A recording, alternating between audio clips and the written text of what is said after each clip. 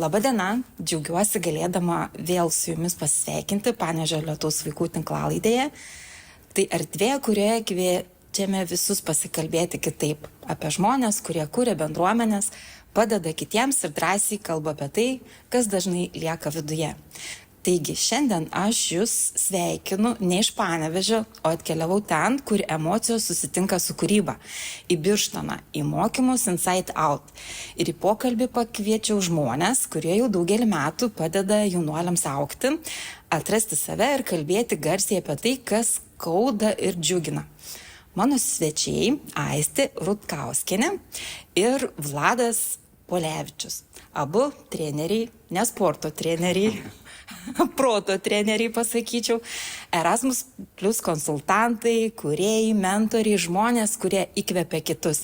Bet leisiu jiems patiems pakalbėti ir prisistatyti, nes kai googlinau, ką jie veikia, tai oh my god, kiek visko radau. Kartu jie veda mokymus Inside Out, kurių tema yra psichikos sveikata ir šią temą kalbamės.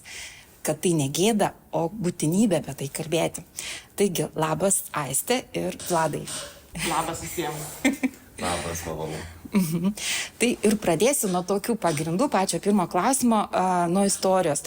Tai kaipgi gimė organizacija Visuomenės ir verslo plėtros institutas? Ar tai buvo spontaniškas sumanymas, ar ilgai tokia brandinta idėja?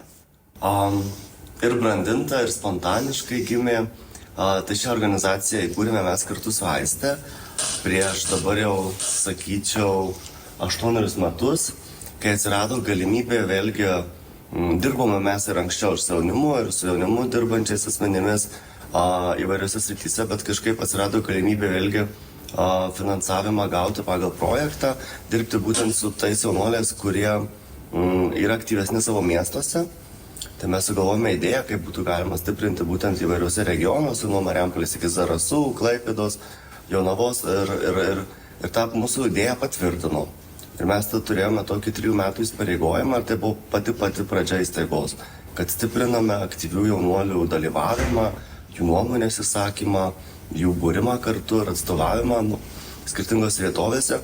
Ir tada kažkaip eigoje bedirbant suprastėme, kad norėtume daryti daugiau, norėtume ir savanorystės temą plėtoti, verslumo temą plėtoti ir kažkaip dar net iki karantino pastvirtinome savo šitas 4 strateginės kryptis, iš kurių 4 yra įtrauktis. Ir įtrauktis mūsų suvokime yra plačiau. Mes padedame žmonėms, kurie yra greta mūsų organizacijoms, kurios dirba su įvairiais jaunuoliais ir vaikais, kuriems, tarkim, dėl įvairių gyvenimo situacijų nesusiklosti palankiai taip kaip kitiems. Ir tuo pačiu karantinas paryškino ir psichikos sveikatos temą, kad jaunuoliai ir šiaip žmonės visi pastebėjo, kad ta psichikos sveikata yra svarbi. Ir darbė su jaunimu šiai dienai galėčiau pasakyti, kad be šios temos arba bent jau minimalaus žinojimo šioje temoje niekaip neišeina. Tai vat ir norėjau, tada dar kaip tik buvau pasirašęs tokį klausimą, kad ir savanorystė, ir verslumas, ir pilietiškumas, integracija. Tai vis dėlto, kuri tema labiausiai, pavyzdžiui, veža? Aistė, dėl to. Aš gal dar pridėsiu prie to, kad mūsų organizacija tokia gal organiška buvo ir išlieka ir reaguojam į tai, kas nutinka aplinkui.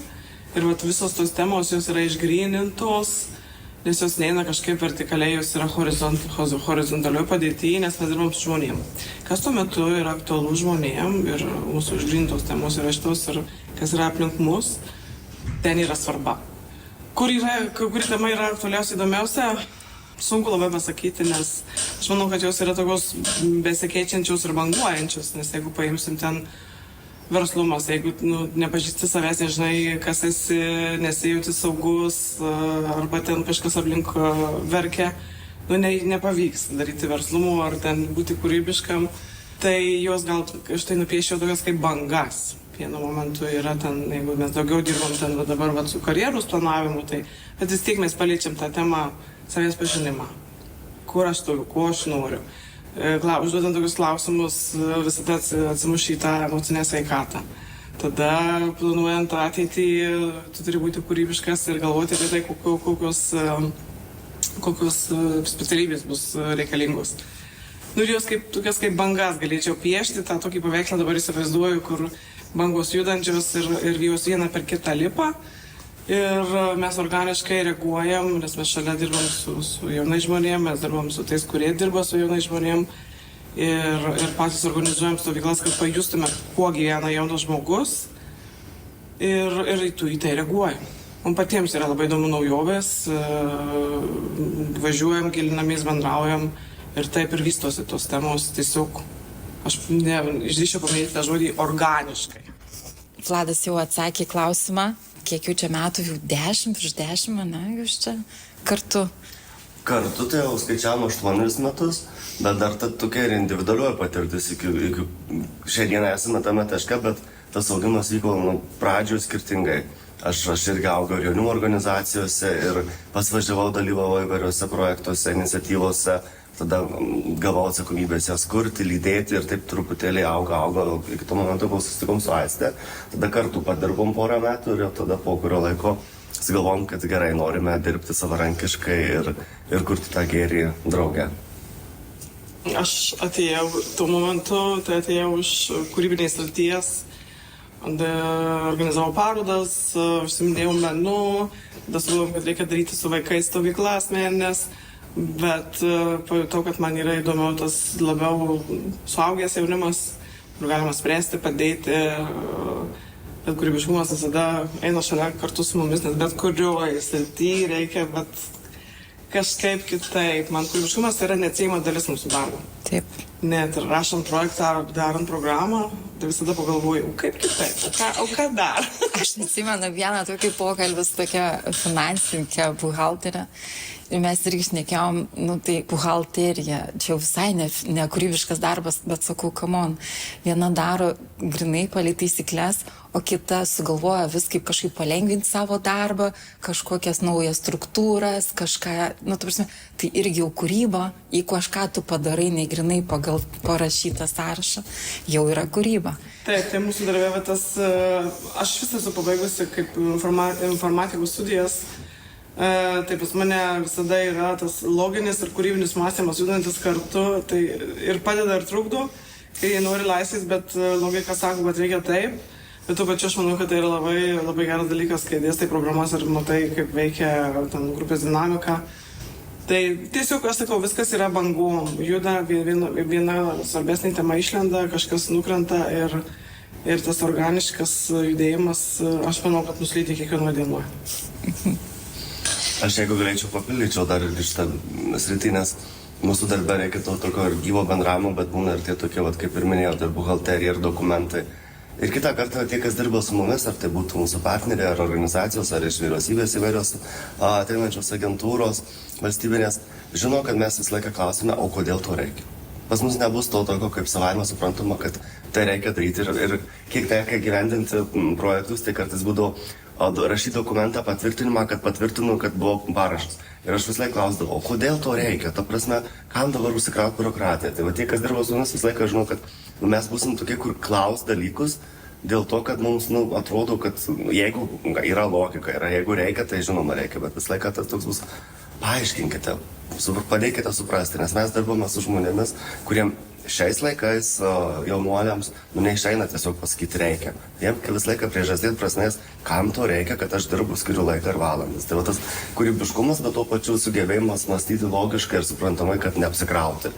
Ir suprasti, dėl ko mes tai darome. Ir mes žinome, kad norint turėti gražius mokymus Birštone, mums reikia tikrai įdėti nemažai laiko ir darbo su dokumentais, su pasirinkimu, su popieriais ir dar po to su sakom ataskaitom, bet tai, ką mes turime čia, tai yra gražu ir dėl to mes ir stengiamės. Tai ir norėjau šiek tiek jau perėti prie kito. Tai dirbate nemažai renginiuose su jaunimu iš mažesnių miestelių, aš taip supratau. Tai kokie ten žmonės? Ar jie atviresni, ar nuoširdesni, o gal kaip tik sunkiau juos atverti, įtraukti? Aš tai manau, kad būna visai, bet mūsų gal ir tikslas yra pasiekti tas vietovės ir pajudinti tuos žmonės, tiek jaunus, tiek, pavyzdžiui, su jaunimu dirbančius, parodyti galimybės. Ir kai manęs paklausė, sako, pasakyk trumpai, ką jūs veikiat gyvenime, koks jūsų ten tikslas. Ir visada galvoju, kaip čia taip trumpai ir aiškiai. Aš tai visada sakau, kad rodom galimybės, nes galimybių daug gyvenime yra mokintis, gauti finansavimą, save pastiprinti, tik tai reikia išdrįsti. O mūsų važiavimas į tas mažesnės vietuvės gal ir lemia. Tai žmonės tai jie yra ir jautrus, ir norintys, bet galbūt kartais neišdrįstantys. Tai mūsų tikslas yra atvažiuoti, pamotyvuoti. Mes kartais, pavyzdžiui, nedarom taip, kad turim projektą ir susirandam kažkokią ar bendruomenę, ar jaunų žmonių būrį, kuris ten galėtų įgyvendinti savo idėją, skiriam finansavimą, pravedam mokymus ir jie tada, ką išmoko, gali realiai įgyvendinti. Ir man asmeniškai tai atrodo geriausia investicija, bet mažiausiai gal ir apčiuopiamybės, nes mes išvažiuojam, aš tai turbūt galiu minėti kažkokį miestelį. Žinoma. Ar Žvilkas, kur tikrai reikia norėti nuvažiuoti iki to ir Žvilko. Yra mokykla, yra bendruomenė ir mes atvažiavom, tikrai ten, aš nežinau, kokius 5 kartus gal važiavom. Ir paskui skiriam kažkokį tai tą turimą finansavimą, ir jie ten darė, nusipirko ir žaidimus, ir kolonėlę, ir darė savo renginukus, ir sakė, mums niekada gyvenime niekas taip nėra daręs. Mes, sako, pirmą kartą dalyvaujam mokymuose. Ir tu supranti, kad tam žmogui, jaunam, atvėrė akis, ir jis galbūt niekada nebūtų atvažiavęs iki Kauno, Tauragės, ar Marijampolės tos pačios, nes mes nuvažiavom į ten. Ir mes sąmoningai darom ir važiuojam ir dirbam, pavyzdžiui, ten ir aplinkui, ten ir Vilkaviškis, ir Lazdijai, ir Alytaus ten mažusios vietovės. Bet mūsų tikslas ir yra toksai. Mes, pavyzdžiui, turėjom ir tuos projektus apie žmogaus teisės stereotipus. Ir tu važiuoji ir kalbi, ir klausi. Viskas okei su didžiaisiais miestais. Viskas tikrai okei. Bet mūsų tikslas yra pasiekti tų mažųjų miestų, sustiprinti, galbūt nebūtinai įrodyti tiesą. Užtenka užduoti klausimą ir sukurti smegenis. Ir galbūt jisai grįžęs, jau kažko paklaus, pasidomės. Mūsų tikslas yra kelti klausimus, nebūtinai visada duoti tik atsakymus. Noriu, Valdai, kažką papildyti ar užduosi kitą klausimą? Aš galvoju, kad mažesniuose miesteliuose mūsų, kaip ir Aistė minėjo, įdomumas yra tas, kad kitą kartą didžiajame mieste darant tą patį renginį sunku surinkti dalyvius, nes jie yra gavę, turi labai didelė yra pasiūla tų pačių renginių, nes ir organizacijų daugiau, ir koncentracija didesnė, ir užimtumas. Ir kitaip, kaip ir Aistė minėjo, iš esmės, tie maži miesteliai, jie turi tas pačias infrastruktūras, mokyklas, tos pačius jaunuolius klases. Tik ne visą laiką, ne visos organizacijos turi ar skirius, ar padalinius, ar gali nuvažiuoti. Mes kažkaip tai pagalvom, kad yra įdomu ir tikrai daug naudos matom tos pridėtinės. Ir tas pokalbis nuoširdus būna, o jie yra tie patys jaunuoliai. Taip pat naudojas technologijomis, taip pat neišlenda iš socialinių tinklų, taip pat turi savo gyvenimo iššūkių, bando suprasti, kokie yra asmenybės, ko nori. Tai mes gal toj srityje bandom tada padėti. Priklauso kur, ar tai būtų apie savanorystę, arba asmeninį augimą, ar apie verslumą, ar apie karjeros planavimą. Tai tada ir žiūrim iš esmės, kad kuo mes galim padėti iš savęs, to ir padedam. Jeigu mes suprantam, kad mes nesam ten, nežinau, matematikai, ar fizikai, ar chemikai, tai mes nevažiuojam ir nemokom tų dalykų. Jau pakankamai, manau, ir taip gauna jie mokykloje šitų dalykų. Ir tikrai kartais, kaip sakom, tų minkštųjų įgūdžių labai nieks nemoko jų. Ir šeimoje kartais būna trūkumas su šituo. Mokyklai tuo labiau, nors kaip ir deklaruojama, bet kol kas, manau, tikrai didelis trūkumas šito. O ypač regionuose ar mažesniuose miesteliuose. Nes ir specialistų jų gerų. Taip, aš labai gerbiu visus mokytojus, bet kompetencijos tikrai, kaip sakyt, ne visų yra tiesiog kardinaliai skiriasi, galim tai pasakyti. Ir dabar jau norėjau pakalbinti jūs būtent apie tai, ką veikiame čia, apie šitą projektą Inside Out. Taip, jeigu tiesiog išverstume iš vidaus į išorę, vadinasi. Tai kaipgi gimė ši idėja ir ar jūs iš asmeninių patirčių, iš to darbo su jaunimu, ar tiesiog čia jums ta tema, kur, kaip ir jau minėjote, dabar labai aktuali ir tokio poreikio didelio yra apie psichikos sveikatą? Mes jau karantino metu, iš esmės, kai buvom uždaryti ir su jaunuoliais teko bendrauti virtualiai, nes vis tiek programos vyko ir savanorystė, jau supratom, kad yra pareiškėjęs sunkumas būtent psichikos sveikatos tematikoje ir kad nėra sudarytų tiek daug galimybių jiems išsikalbėti arba tiesiog pasikalbėti, net jeigu nėra kažkokio didesnio sunkumo. Tiesiog kaip sekasi, kaip gyvenasi. Ir supratom, kad šita tema tikriausiai judės tolyn ir jinai didės, ir tą patvirtino įvairūs tyrimai ir mokslininkai, ir psichologai, ir sociologai. Ir jau karantino eigoje turėjom tokį projektą, kur per 3 šalis - Lietuvą, Estiją ir Italiją - kalbinome žinomus žmonės, kurie dalinosi savo gyvenimo sunkiomis istorijomis su jaunuoliais, rašinėjo vaizdo įrašus ir klipus, parodant, kad net ir žmonės, kurie mums atrodo autoritetai, žymus, turintys tikrai garbės ir įdomias karjeras, jie yra išgyvenę irgi ir nuopolių, ir blogesnių akimirkų, ir situacijų, ir laikotarpių, ir kad tai yra natūralus ir normalus gyvenimo būdas. Tai va jau tuo metu irgi tuome projekto kontekste turėjom pradžią tokių mokymų apie psichikos sveikatą ir supratom, kad tai tikriausiai galėtume tęsti dirbant toliau su jaunimu dirbančiais asmenimis. Lygiai grečiai dar 2 metus 2023 ir 2024 buvome iniciatyvos psichikos sveikatos ambasadorių Marijampolėje koordinatoriai pagal projektą Žvelk giliau. Tai irgi turėjome jaunuolių grupės, kurie dalinosi savo patirtimis apie tai, kaip jie patyrė yra įvairius psichikos sveikatos sunkumus. Ir tada sumastėme, kad norėtume iš esmės tą temą perkelti ir į tarptautinį kontekstą, nes turime Erasmus Plus akreditaciją jaunimo srityje daryti mokymo kursus ir šią temą įtraukėme į šią akreditaciją eigoje jau. Ir šie mokymai dabar, kur minėjote, Inside-Out yra 2.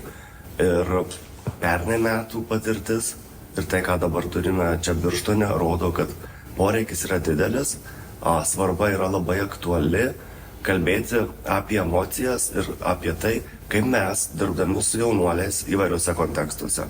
Ar tai būtume jaunimo darbuotojai, ar būtume mokytojai, ar tai būtume, nežinau, kažkokių būrelių vadovai, ar savanorių koordinatoriai, mentoriai, kaip mes, pastebėdami, kad jaunuoliui yra sunkus laikas, sunkus metas, kažką išgyvena, kaip galėtume pradėti pokalbį su juo.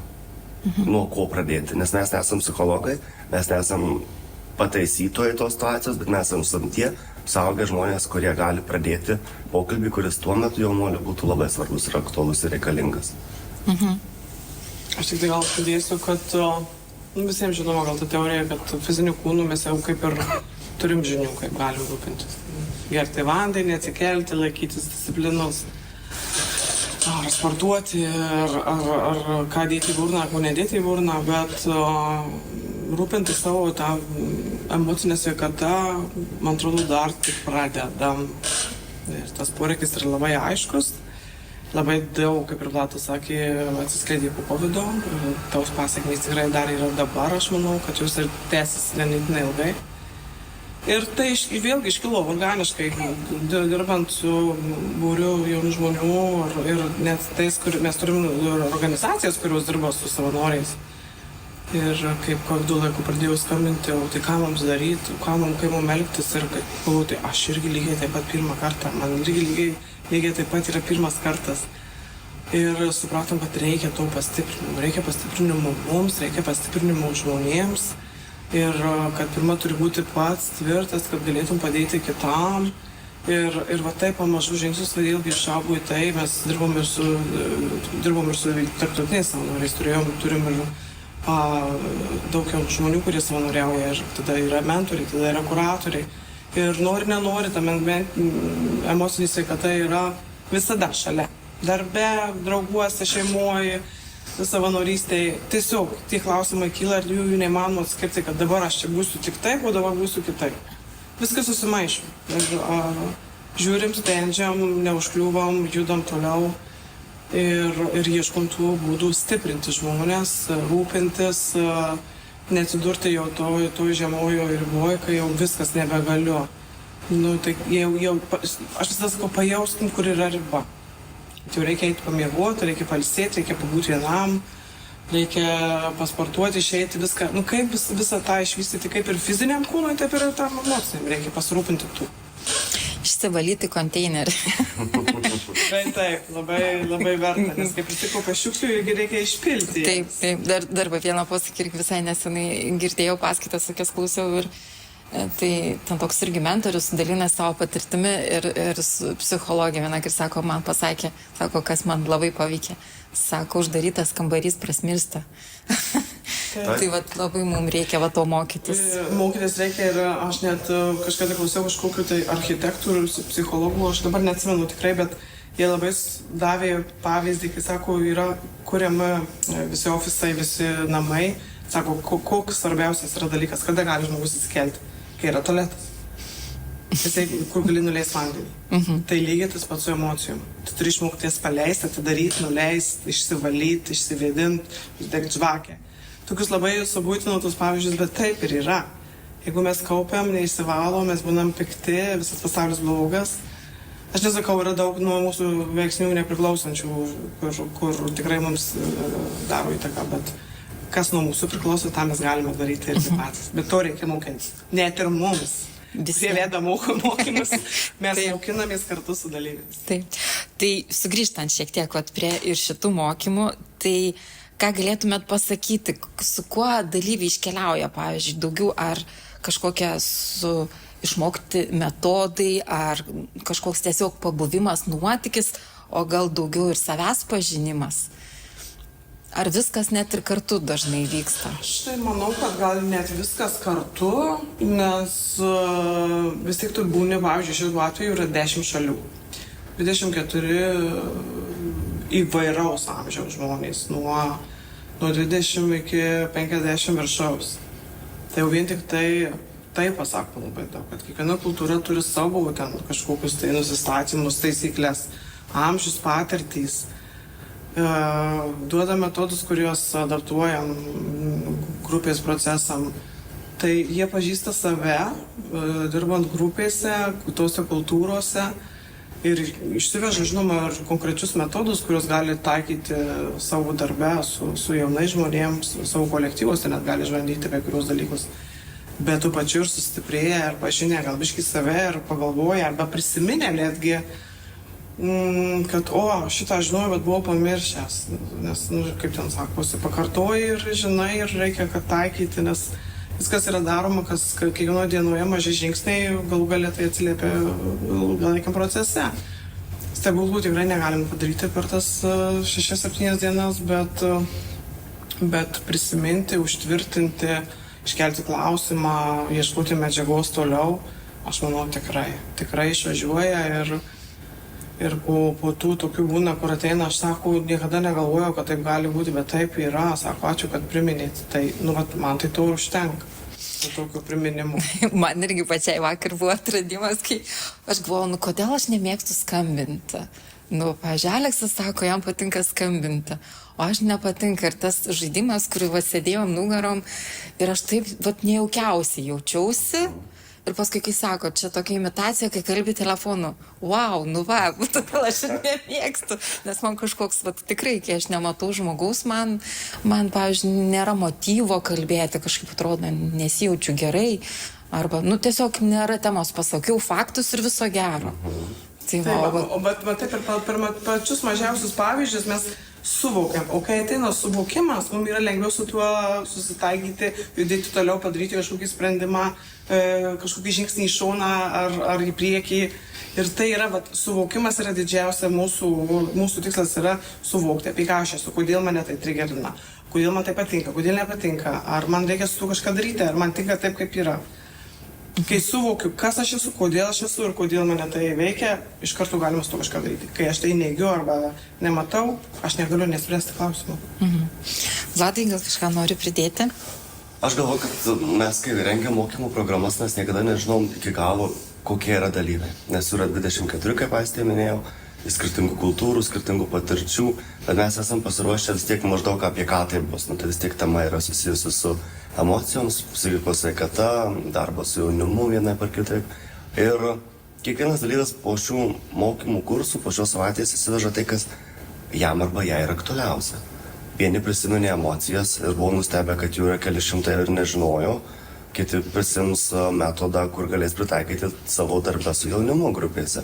Kalbėti apie tai, kas skauda, kodėl mes, kokį turim palaikymo mechanizmą savo grupėje, kai matome, kad vienam ar kitam nariui yra negerai arba sunku. kiti prisiminė, kad pasirodo, jeigu patinka situacija arba kažkas iš tavo artimų žmonių padarė ką nors gero arba apskritai tiesiog gražiai atrodo, kad galima pasakyti komplimentus. Nes kažkaip pasirodo vakar irgi iš diskusijos išėjo, kad kuo artimesnis žmogus, to labiau, kaip čia atrodo, kad tai yra savaime suprantama, kad taip ir turi būti gerai viskas, kad čia, jeigu gražiai atrodo, tai yra savaime suprantama, jeigu padarė gerą darbą ar ten, nežinau, patiekalas, skanų ar panašiai, tai taip ir turėjo būti. Bet kai yra bloga situacija, tai jau mes patys pirmi būsim, kur pasakysim, kad jau čia negerai buvo, čia galima būtų pastaisyti. Tai kiekvienas žmogus pasiima tai iš mokymų kursų, kas jiems yra aktualiausia, ir aš galvoju, dabar jau mes esame įpusėję ir jau jaučiasi, kad žmonės tiesiog truputėlį fokusuojasi skirtinguose tuose savo asmeniniuose rezultatuose, ko aš noriu iš mokymų kurso. Ir visi atvažiuosi savo tam tikrais lūkesčiais, bet kai mes susivienodinam ir papasakom apie ką yra programa ir kokie yra jų lūkesčiai, tada kiekvienas arba kiekviena semėsi ten, kuriem yra aktualiausia ir įdomiausia. Ir jūs labai daug tokių meninių metodų naudojat, aš jau supratau dabar iš Aistės pasakojimo, kodėl. Bet gal galit papasakoti, kuo, pavyzdžiui, svarbu tie meniniai metodai ir kaip jie padeda, gal, nežinau, žmonės per kūrybą pasižvelgti kitaip ar į save pasižvelgti kitaip? Tai aš gal pradėsiu, Aistė galės pabaigti savo patirtį meninę. Mes ilgą laiką patys dalyvaudami įvairiuose mokymuose, kurie net ir yra įvardėjami kaip neformalio ugdymo, matydavome, kad kai kurie metodai neveikia, jokių grupių, yra rodoma medžiaga sausa, kurie nieko nesiskiria, tarkim, ten universiteto ar mokyklos, ir tu nesiugdai, nes tu gali tą patį perskaityti straipsnėje. Ir mes buvom tie, kurie labai turėjo daug pergalvot, perkirsti akmenį ir atrasti naujai, kaip galima tą pačią informaciją pateikti kitaip. Įtraukiant, suprantat, kad šiais laikais mūsų visų dėmesys yra sumažėjęs laikas dėmesio skirimui, kaip galima būtų padaryti, kad dalyviai dalintųsi, vieni iš kitų gautų informaciją, tuo pačiu galvotų. Tai va tas toks sugebėjimas kūrybiškai pagalvoti apie tą pačią užduotį ir ją pateikti taip, kad dalyviai ir mūsų mokymų kursų tie dalyviai galėtų įsitraukti, jiems būtų aktualu, įdomu ir kad nenuobodžiautų, nemiegotų. Tai mums labai daug laiko pareikalauja, bet mes suprantam, kad tai duoda labai daug naudos. Ir mes visą laiką sakom pavyzdį. Komandinio darbo galima išmokyti, parodant skaidrėje, nežinau, ten 5 punktus, apie ką yra komandinis darbas, arba galima duoti praktinę užduotį, kur mes kažką padarome. Visi turim kažkokį patyrimą, jausmą, kažkokią nuomonę po to, kurią norime išsakyti, ir tada pasikalbam, o kas nutiko, ir tuos pačius 5 punktus įsivardėjom ir tada užakcentuojam. Nes kaip ir kalbėjom jau mokymų pradžioj, kad vis dėlto ilgiausiai, kas įstringa ir lieka žmoguje, ne ta informacija, o tas jausmas. Ir tada jis išlenda po kurio laiko, tai kas čia tai buvo, kad mane taip trigerina.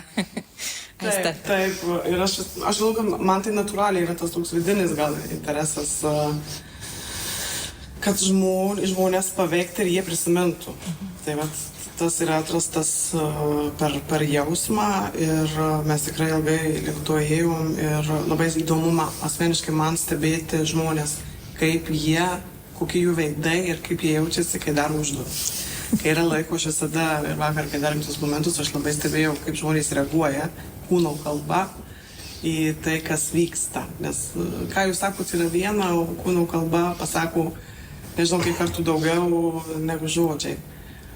Tai va tas ir per tą kūrybiškumą, ir per tas visai kitokias užduotis, tai ir pavyksta atskleisti. Nes mes žodžius galim išmokti. Mes galim save išmokti stovėti, galim savo poziciją, kaip aš save pozicionuoju. Bet kaip prasideda per jausmus, neįmanoma, nes tai vis tiek kažkur palieti, vienam užtrunka ilgiau, kitam mažiau, bet ir tada atsiveria ir tada supranti, apie ką tu esi. Nes vienas metodas tinka vienam, kitas metodas tinka kitam. Todėl negalima taikyti vienodų metodų, nes kad tu prieitum prie didesnio būrio žmonių ir tai čia yra mums iššūkis, bet aš manau, kad mums tai labai patinka ir mes tengiamės visada atsinaujinti, padiskutuoti, adaptuoti, pritaikyti šiems laikams, nes mums patiems, kai tu vedi ir tu pats dar džiaugiesi procesu, tai tas ir turbūt jaučiasi, nes jeigu tu darysi monotoniškai, tai žmonės irgi pajaus tą dalyką. Bet dar papildomų prisiminiau, kad Jeigu taip jau žiūrint visiškai iš teorinės pusės, tai mes esame tie, kurie labai mėgsta patyriminį ugdymąsi. Mes ne tai, kad pateikėm teoriją ir tada einam į praktiką, mes einam į praktiką ir tada kalbam, kas nuo ko buvo.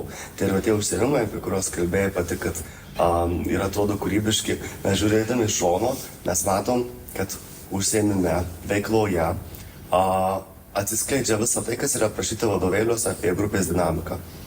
Ir jos keitimasi. Ir kaip kiekvienas žmogus reaguoja. Kažkas atsiranda lyderiaujančio poziciją, kažkas prieštarauja taisyklėm, kažkas tiesiog tyli ir seka visas taisyklės ir darys taip, kaip pasakė, nes irgi reikia būti savo, atsakomybė, bet tu nenori prisimti daugiau jos. Ir tiesiog tai visą tai parodo, kas aprašyta vadovėlė, bet mes taip paimam per praktinį užsiėmimą ir tada diskusija labai daug duoda.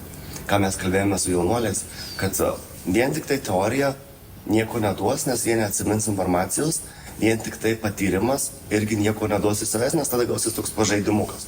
Ir labai dažnai, kas mato mūsų darbą, sako, jeigu jūs pastoviai žaidžiate tik tai. Aha, jeigu tik pasižiūrėjus vien tik tai veiklą, atrodo žaidimukas. Bet jeigu mes turim po to aptarimą, diskusiją, refleksijas ir įsivertinimo fazę, o kodėl tai buvo, kodėl tai yra svarbu, tai tampa labai rimtų mokymosi metodų. Taip, nes šiaip tikrai man irgi yra tekę partyti tų tokių mokymų, kai visokių, o kaip sakė, tik jauna teorija, paskui praktika, bet man ta teorinė dalis, čia man asmeniškai kartais būna, ir taip atrodo vos pratempi, tai man va šitas metodas kaip pirma praktika, o paskui aptarimas, kur tu turi jau pasimastyti, pasireflektuoti, susidėlioti ir mintis ir jausmus, tai man tai, pavyzdžiui, labai tinka ir labai patinka, labai dėkui jums. Tai va, o tada jau kaip ir palėtėm nemažai mes tą psichikos sveikatos temą, bet dar norėčiau šiek tiek jūs pakalbinti tai apie tą emocinę sveikatą. Tai kaip jūs manot, ar dar, pavyzdžiui, pas mus yra didelė stigma apie tai kalbėti ir čia, kaip pasakyti, tas, kaip būna, čia tik tai silpnumo ženklas, ar vis dėlto reikia kažkaip smarkiau keisti tas nuostatas ir reaguoti, daugiau kalbėti? Čia toks labai dviprasmis klausimas, nes mano socialiniam burbulė turbūt prie kavos galima pakalbėti, pasakyti, kur ieškoti pagalbos, arba ten turiu bėdą, ar čia yra to bėda, kur reikia rūpintis, ar čia yra tiesiog išsimiegojimo klausimas. Bet aš manau, kad iš esmės, jeigu paklausim jaunų žmonių, jiem tai yra labai aktualu, jiem yra aktualu būti išgirstiems, pamatytiems, paliestiems, suprastiems. O jeigu dirbant su jaunuoliais ir šitą situaciją, tai jiems tikrai yra labai aktualu, jiems labai rūpi, jie nori rasti tą žmogų, su kuriuo galima pakalbėti, ir tai nebūtinai yra psichologas. Ir mano akim, mūsų vėlgi su kiek mes dirbam, mes nedirbam su visais jaunuoliais, bet su tais, kuriais mes dirbam. Jie mielai ir jiem tai nėra jau... Aš kai pradėjau dirbti su jaunais žmonėm, tai tuo momentu buvau pas psichologą, ne, tai tu durnas. Dabar tai yra tikrai, manau, kad visi ir klausia kitą kartą, ar čia yra, ar čia galima, o kaip, galbūt nenori eiti pas tą vietinį mokyklos, bet iš esmės, jeigu tai atsirastų žmogus, su kuriuo galima pasikalbėti, jie be problemų. Ta prasme, jau tai nėra... Su vyresniais žmonėm, taip, aš manau, kad jiem dar yra biški stigma, nes kaip aš čia pasakysiu, kad kaip ir pati sakė, žinai, silpnumo ženklas, o aš manau priešingai, kad tik stiprus žmonės gali pripažinti, kaip jie jaučiasi. Tik stiprus žmogus gali įsivardinti, kad man yra sunku ir aš nežinau, ką su to daryti. Nukreipkite mane ar kažkur, ar pasakykit bent jau į kurią pusę žiūrėti. Nes kuo tu daugiau gyveni neigime, tuo tu save kažkur, aš kaip vadinu, tarp žemės ir dangaus laikai. Jeigu tu pasakai, kad man sunku viskas, tai žiūrim, ką darom. Reikia poilsio, reikia mažinti darbą, reikia spręsti problemas. Kol tu nesi tam suvokime, o psichologas tą ir padeda padaryti, sudėlioja visas mintis į stalčiukus. Jisai neišsprendžia tą problemą, bet jisai sudėlioja ir atskirsto, ką tu su tuo gali daryti. Atmaizgėjo tą mazgą.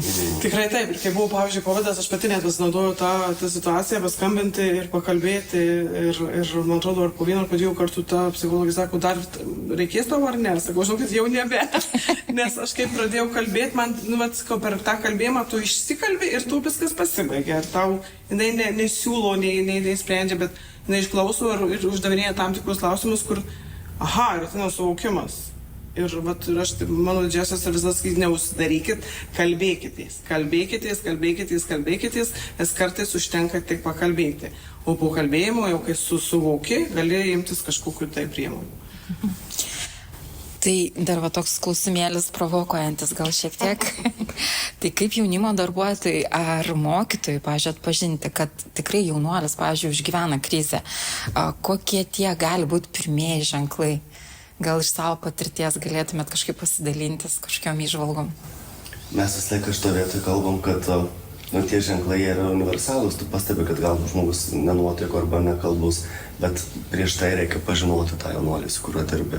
Kas yra gal kartais sunkiau mokykloje, kai yra srautas didelis žmonių ir klasėje sėdi beveik iki 30 jaunuolių ir keičiasi kas kelias pamokas ir tu nebūtinai spėsi tai pamatyti. Bet jaunimo darbuotojai dirba tikriausiai dažniausiai tais pačiais jaunuoliais arba labai, bent jau tas ratas jaunuolių yra arba jaunimo organizacijose, arba tai būtų, nežinau, auklėtojo mokyklose. Ir jeigu tu žinai savo jaunuolį, tu žinai apie ką jis, koks yra standartinis, kasdieninis to jaunuolio, nežinau, veikimas, būdas, charakteris, nuotaika, tai tada galima pamatyti. Bet parodo labai daug kūno kalbą, ką mes irgi sakom, kad tikrai galima atsižvelgti. Tai nebus kažkoks sudėtingas galbūt atvejis, bet bent jau pamatai, jeigu elementariai ką mokytojas sako, mes pamatom akyse, jeigu jaunuolis mokėsi ir gavo prastą pažymį, veidas iškart pasikeičia, nuliūsta, natūraliai, bet tai yra natūralūs jausmai, kurie ateina iš gyvenimo ir jų mes niekada nuo jų nepabėgsim, nes tu jeigu dedi pastangas į kažką, ar mūsų darbę saugusi, dedi kažkokias pastangas ir tu negauni rezultatų, kurio nori, tai tu irgi nuliūsi.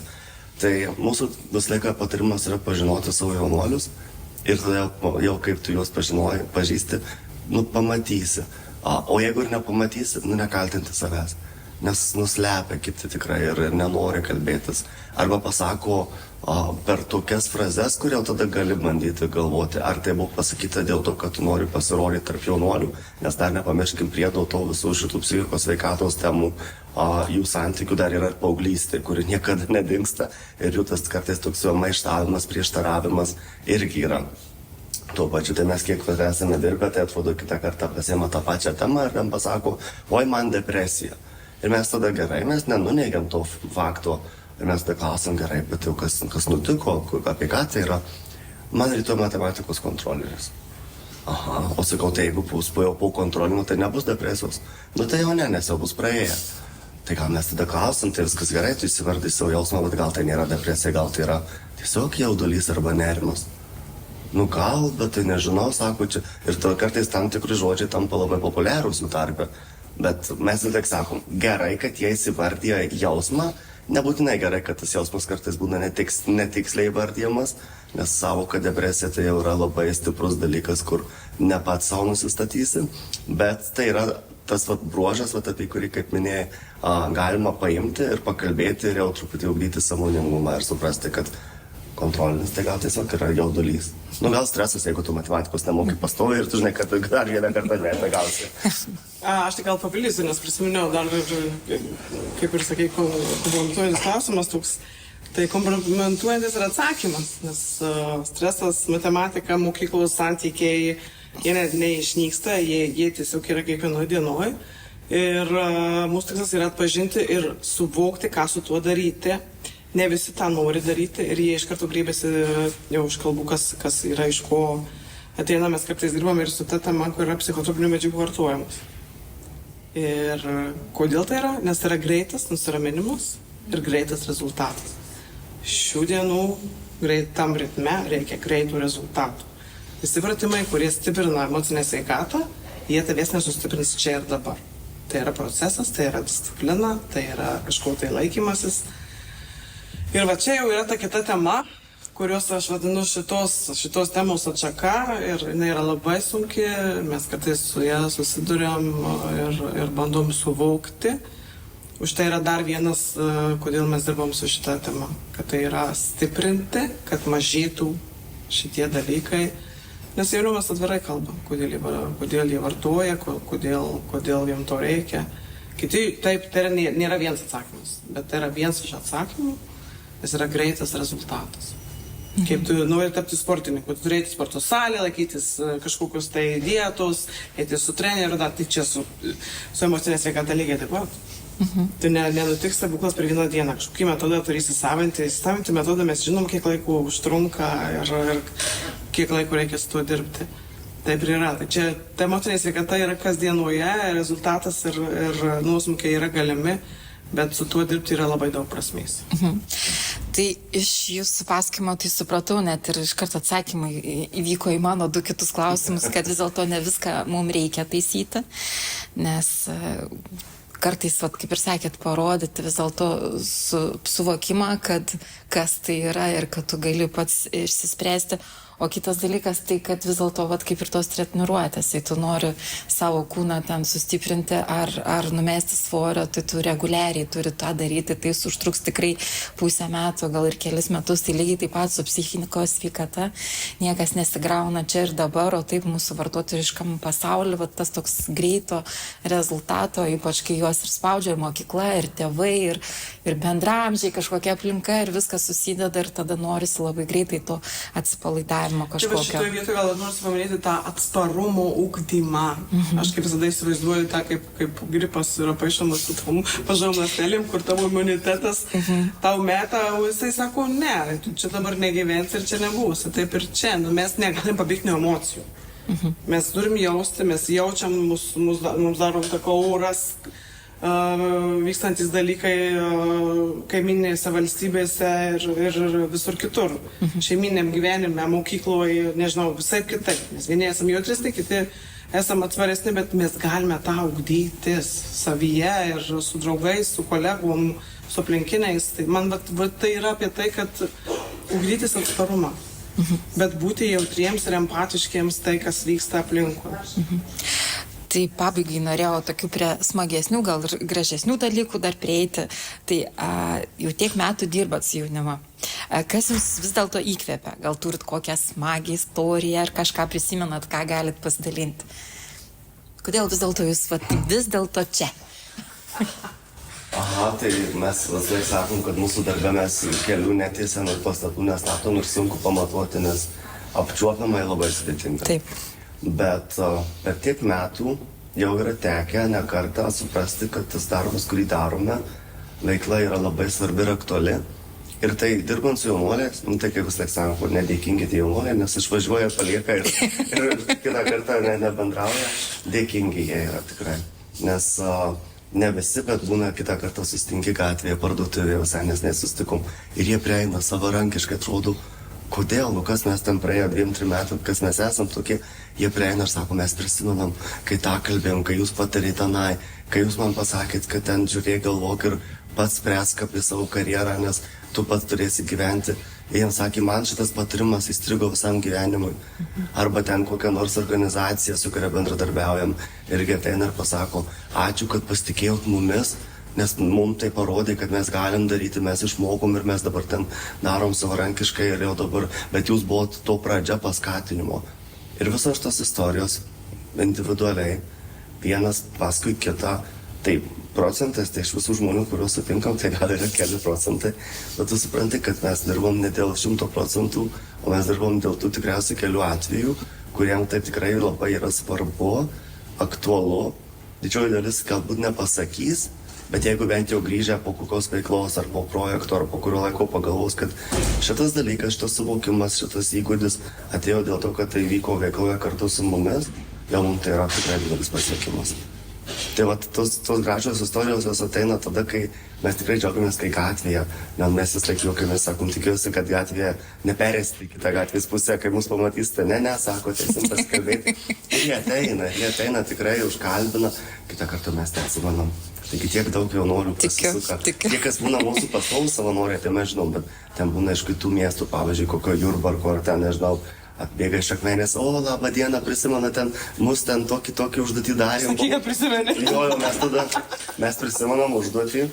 Ai, tai čia jūsų ta grupė buvo, tai va, iš esmės mes tikrai labai daug žmonių sutinkam gyvenime, bet pasirodo tos 8 valandos ar kelios valandos jaunuoliais, mums tai yra kasdienybės dalis. kaip būtų, tu tiesiog sustinki dideliam sraute, bet jaunuoliui tos 4 valandos pasirodo gali būti kažkoks didelis suvokimas apie pasaulį, didelis pokytis arba didelis savęs, nežinau, kaip čia dabar, self-confident, lietuviškai. Pasitikėjimo ugdymas didelis. Ir tai pasirodo yra svarbu. Ir va tas tikrai labai motyvuoja mūsų darbę tęsti tai, ką darome. Aiste, kaip tavo? Aš galvoju, kad man turbūt yra per daug įdomu stebėti pasaulį ir žmonės, kas vyksta. Ir visada būti to dalime ir pažiūrėti kokį pokytį. Man visada yra svarbu pokytis.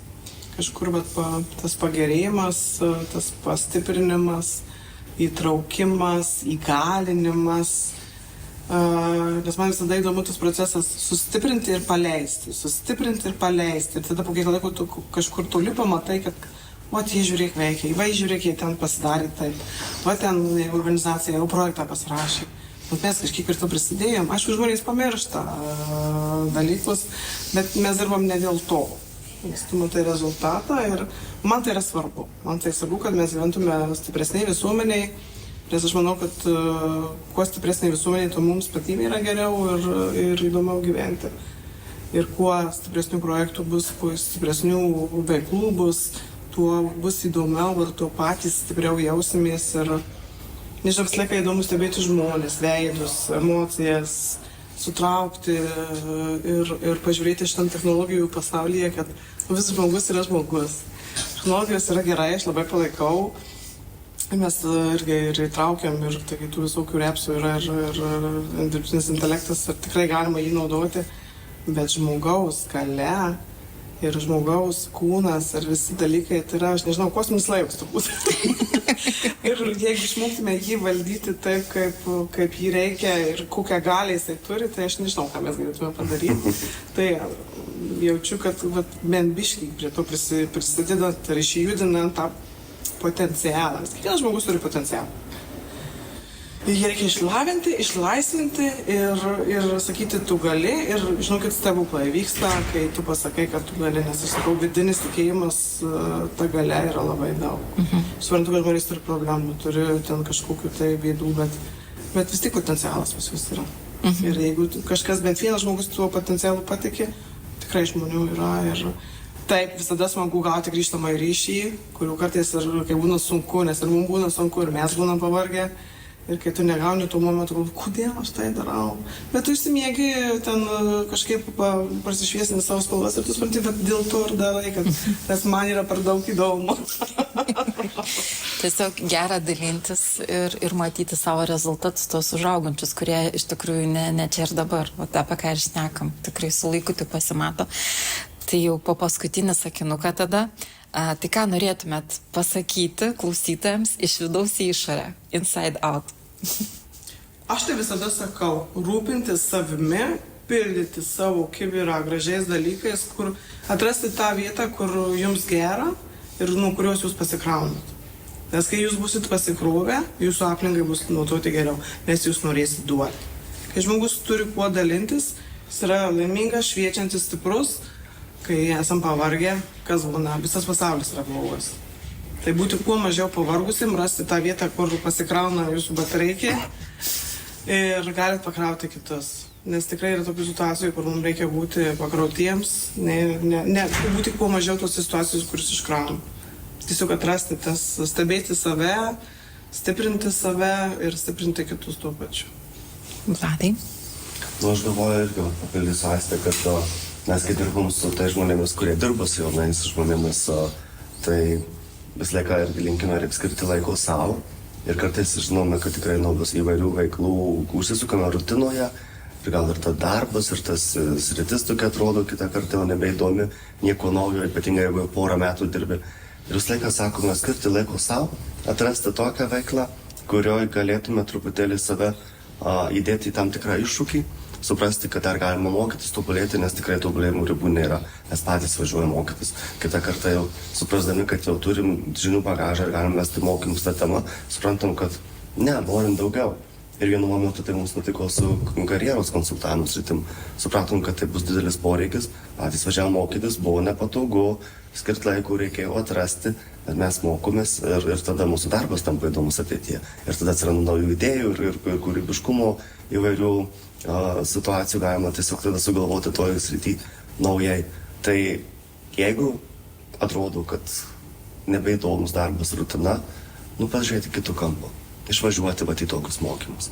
Nes jie dažniausiai būna vis tik paremti neformaliu ugdymu. Susipažįsi su kitais žmonėmis, pamatysi, ką jie daro, kažką parsiveši, jau bus kitaip, jau bus šviesiau, jau bus kitokio spalvos piešiama. Dėkui ir tada pabaigai, kaip visada, turiu prašęs tokią pabaigiamąją mintį. Taigi, kalbėdami apie psichikos sveikatą, mes ne tik mokomės padėti kitiems, dažnai mokomės tiesiog padėti savo. Tai mano pokalbis su Aiste ir Vladu šiandien man tai ir priminė, ir emocinis jos nėra silpnumo ženklas, jos yra žmogiškumo dalis. Skatina tiesiog pažvelgti save, pažvelgti be kaukių ir vieno žmogaus pasidalinti savo emocijomis su kitais, išgirsti kitus. Nes pokytis, manau, visada prasideda nuo vidaus, kurį drįstame išsakyti tai, kas svarbu, ir išgirsti vienu kitus. Tai ačiū labai, Aiste. Ačiū. Ačiū labai, Vladai, Malonu, ačiū. kad sutikot su manim pakalbėti ir iki kitų susitikimų. Okay. Iki.